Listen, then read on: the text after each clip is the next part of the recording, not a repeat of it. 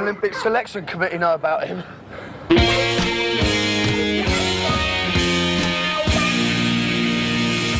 Well, we left off part one of this trip having made it as far as a taste of fear at the old Farm Lane trading estate.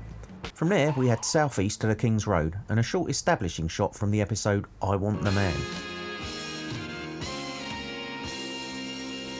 The squad have homed in on a security van that they think will be the target of an armed hit. Here we see the van carrying old banknotes for disposal on its way to an incinerator. As you know, the King's Road has changed a fair bit since then. Whether for the better or not, well, I'll leave you to decide that one for yourselves. We move south again to the site of the former Fulham gasworks. In the episode Drag Act, someone is stealing lorries and the body of a driver has been found dumped in the weeds in the gaswork grounds. OK, I've done. Righto. Hey lads, lend a hand. Sure.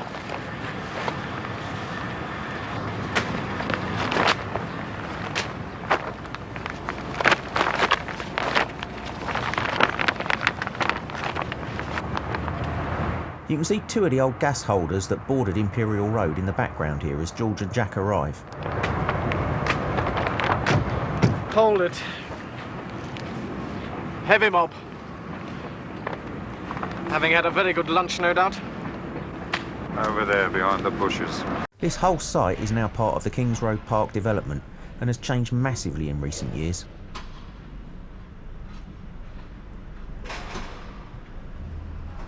A little look at Google Earth timeline shows the old gas holders and part of the wall disappearing by 2012. By 2018, the entire site has been levelled. And by 2020, the new development hoardings have gone up. Staying here on Imperial Road, we return to Victims, where informant Jimmy Park is on the run, wanted for the shooting of a detective. By chance, he is spotted by a beat constable as he turns from Imperial Road down Fulmead Street. Here's the view as we turn down Fulmead Street today.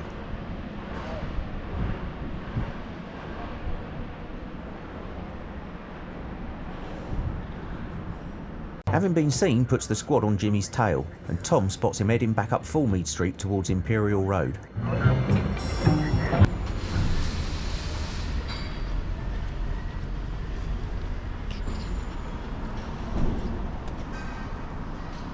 So from Fulmead Street, we go back to the gasworks.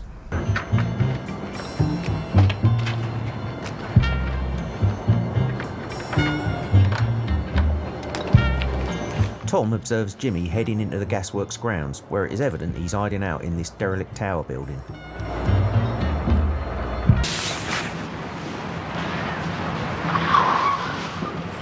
As we've seen, Jimmy would have substantially swankier digs if he were staying in this location now, eh?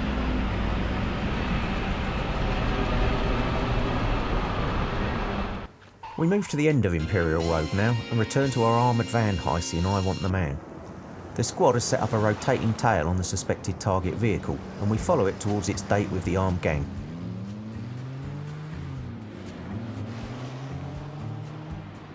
Being so close to the Thames, this was of course primary development land and is virtually unrecognisable now, but the clues are there if you know what you're looking for. The shot we saw was the van heading roughly north up Townmead Road, highlighted here on these old versus modern maps. The telltale landmark is the four chimneys of the Fulham power station, which was demolished in 1978. As the camera pans round to follow the van, we can see Fulham's sibling, the Lots Road power station, in the background. More of Lots Road shortly. I decided I want some better angles of location 15, so we'll move on now up to Chelsea Creek. In the episode Nightmare, a couple of lorry jackers are transferring their haul of stolen cigars to a different trailer. The switch is made in the Imperial Wolf sidings in the shadow of Lots Road power station.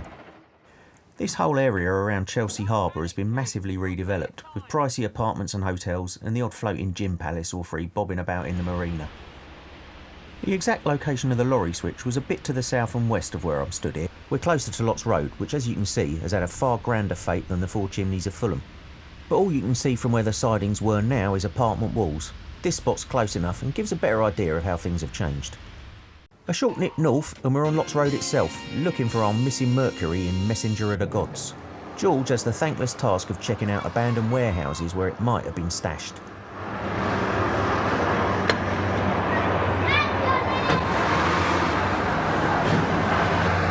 Most of the buildings here have been either demolished now or substantially renovated.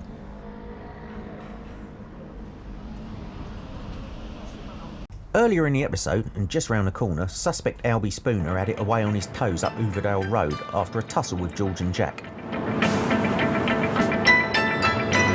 Our boy George is no slow coach, but even he can't keep up with Spooner, who leaves him for dust next to some typical 70s graffiti. We're looking at the back of the Lots Road power station here. I'm amazed this first building on our left has so far escaped gentrification, but it surely can't be long.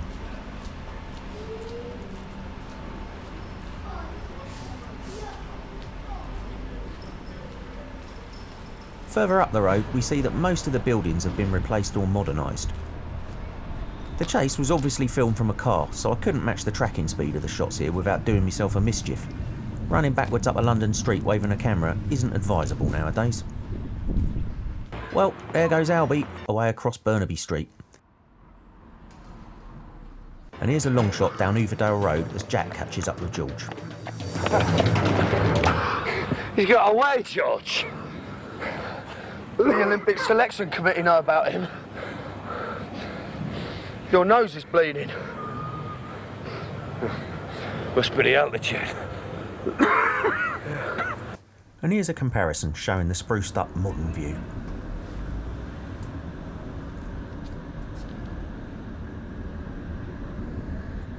In exactly the same road, a few episodes later in Money, Money, Money, Eddie Monk has won big on the pools, but is now being blackmailed by people who know his less than legit past activities. Eddie is told to place a caseload of cash in a car parked on Overdale Road. Knowing that locations were reused, so to speak, far from diminishing the realism, actually makes sense to me. Birds of a feather flock together, as they say. Criminals hang out where criminals hang out. Here we see one of the blackmailers, Brian Fisher, lurking in the doorway of number 70. Here's another view of old and new together. We know Lots Road Power Station has undergone significant renovation. This place on the right has had a more modest facelift, but is clearly the same building from the 70s. And number 70 is evidently a bit more upscale too. Having successfully extorted one case of cash, the blackmailers hit Eddie again. Here's his second drop. And we see a POV shot from the doorway across the road. This time, however, Eddie isn't taking things lying down and has called in one of his old associates to try and trap the blackmailers. Here's Eddie's pal Alec leaping out with a kosh at the ready. Again, the street looks much the same, albeit there's been a lot of sprucing up and loft conversions done. Unfortunately for Eddie, Alec is no match for the younger Fisher, and the attempted ambush goes badly wrong. As you can see, Fisher really goes to town on Alec. You never got this on Dixon or Dock Green.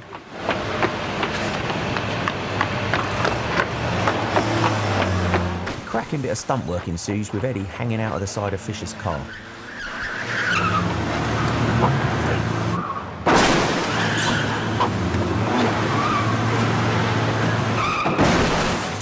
Judging by the cars parked here now, you'd be looking at a fair few quid's worth more damage from this sort of caper today.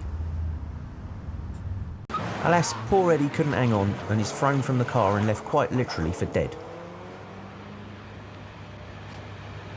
Alec rushes up to his mate but realises there's nothing he can do for him. Eddie! Eddie!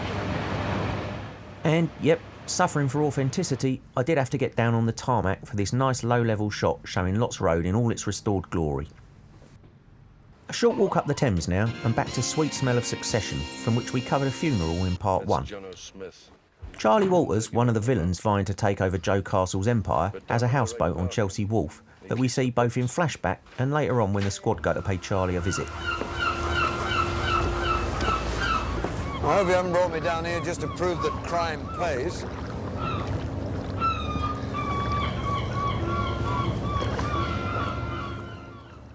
As the camera pans round, you can see Battersea Bridge in the background here, which confirms the location.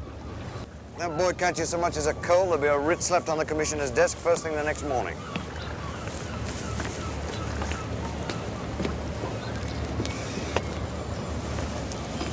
Ah, you reckon they'll be back at 7? Yeah, gotta be. Where's George? I'll aim a fairly tonight. There seem to be quite a few more boats here nowadays, and like most things, I dare say they're a good deal more pricey both to own and to moor up.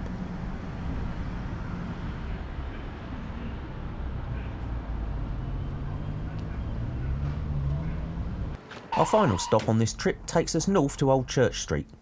In the episode May, the son of one of Regan's former female companions is on the run after being accused of a violent robbery. Regan agrees to help Davy as a favour to May, and the investigations lead to a garden flat for which George found a key amongst Davy's possessions. From the outside at least, things look much the same here. So, here you can see the route covered in this video, including my walk back to Clapham Junction. Well, that wraps things up for this trip.